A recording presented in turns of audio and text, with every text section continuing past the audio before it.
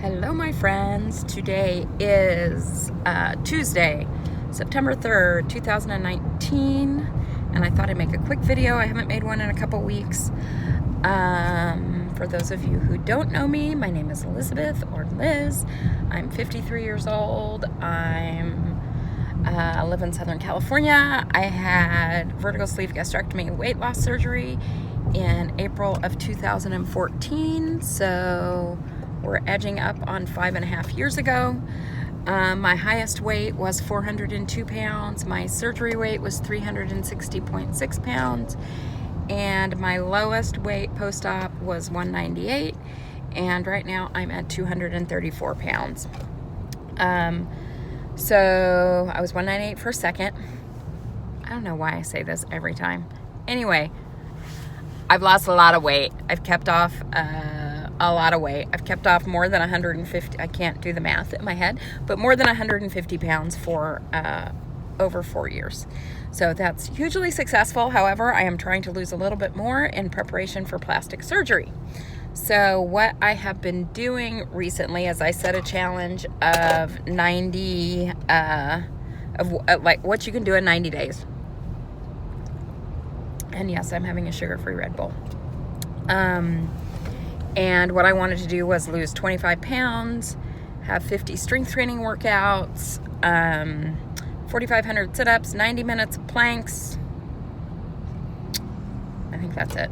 I think that's what I can remember right now because I don't have it written down.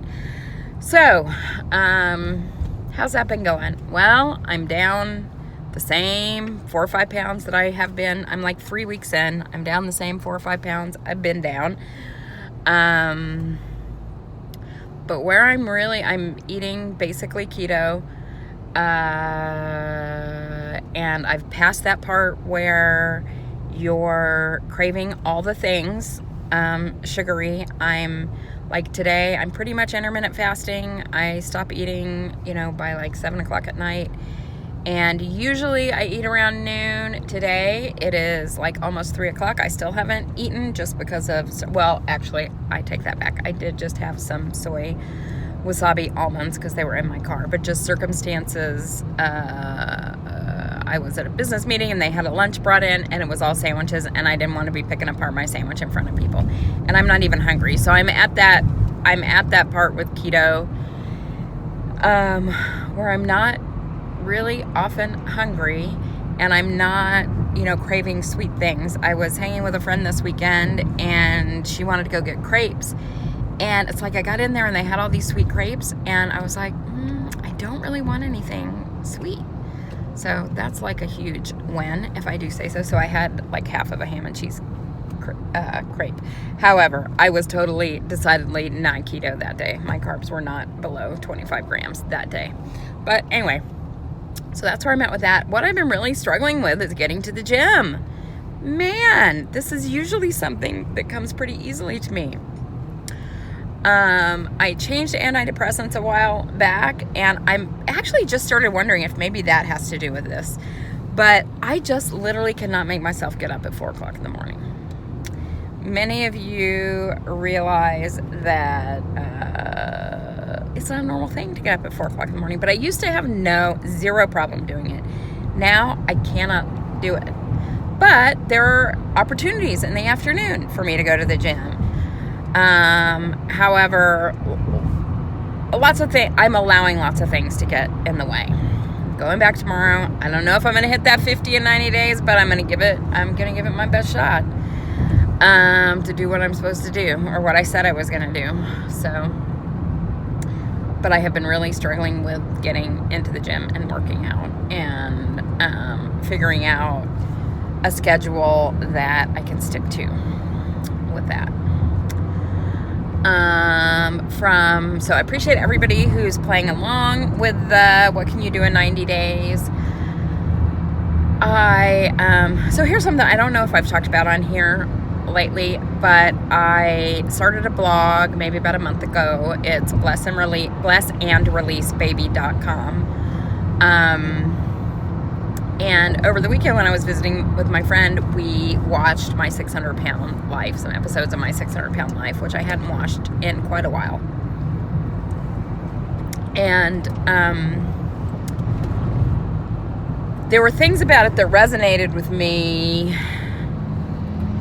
or that I had just forgotten about. I mean, I was, when I started my weight loss surgery class, I weighed 402 pounds.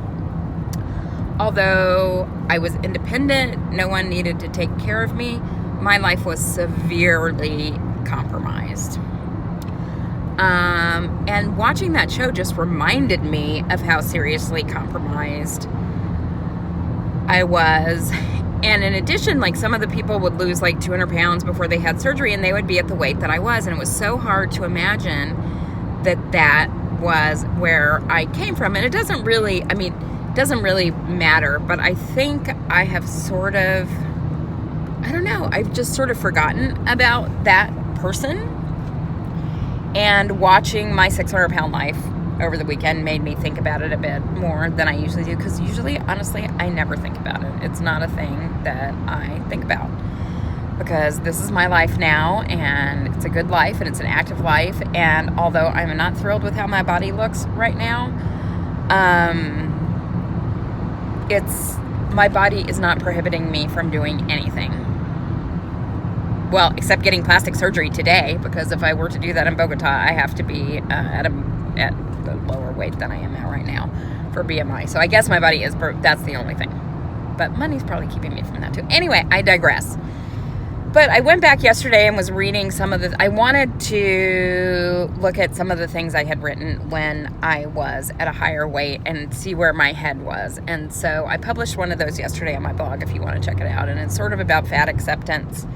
And what do you guys think about that? I know for sure that I have people who subscribe to me who were part of that community.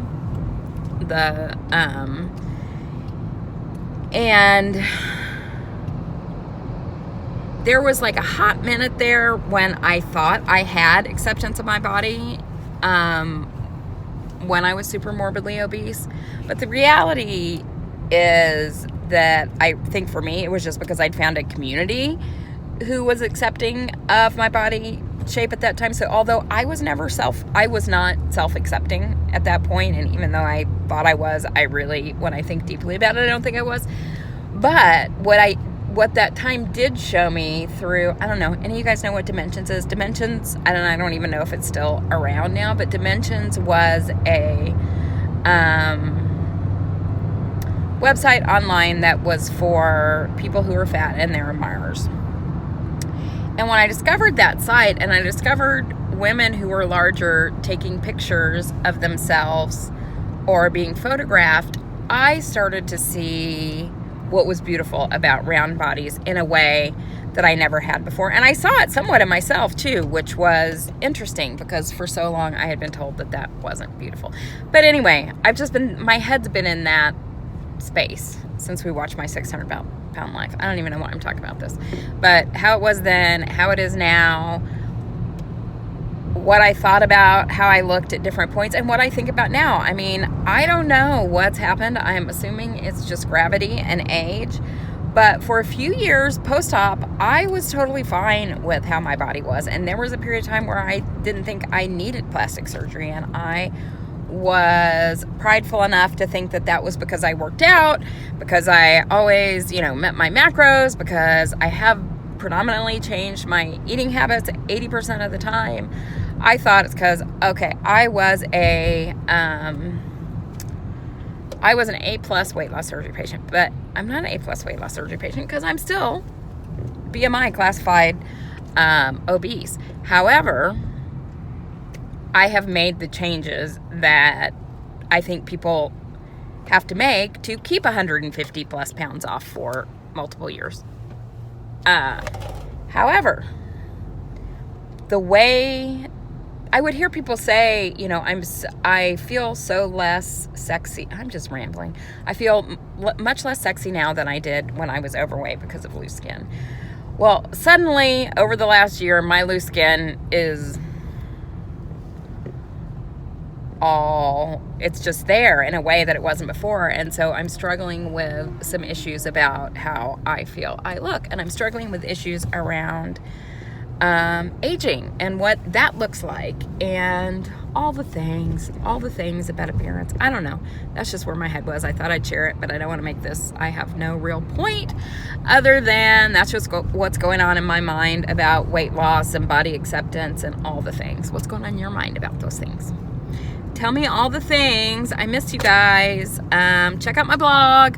Follow me on Instagram because that's where I generally like to play. My Instagram is BlessandReleaseBaby. My website is BlessandReleaseBaby. So those are the things. So anyway, have a good day. I will talk to you guys later.